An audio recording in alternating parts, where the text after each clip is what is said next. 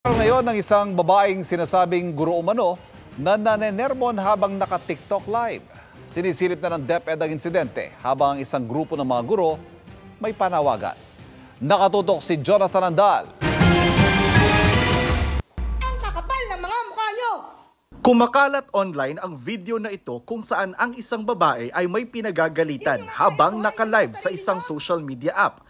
May mga nagsasabi na tila isa siyang guro.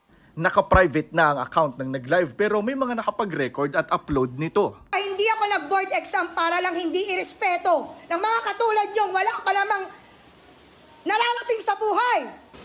Di na nga kayo matalino eh. Sama pa ng ugali. Wala kayong mararating.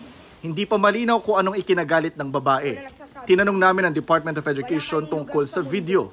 Sabi ng DepEd, bineberipika na nila ito. Kailangan lang daw muna nila ng kumpletong incident report para malaman kung ano ang kanilang magiging aksyon.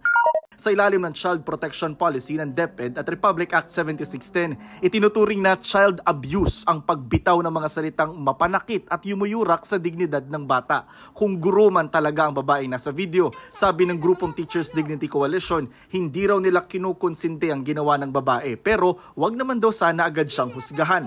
Huwag natin husgahan kasi hindi pa naman natin nalalaman kung ano po talaga yung katotohanan po dito sa viral video na ito. Sabi pa ng grupo, may mga pagkakataon na kailangan daw talagang disiplinahin ng mga estudyante. Kaya panawagan ng grupo sa gobyerno.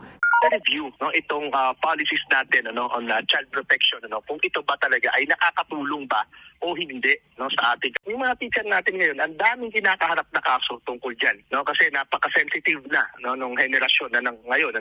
Not only the children, but even the parents.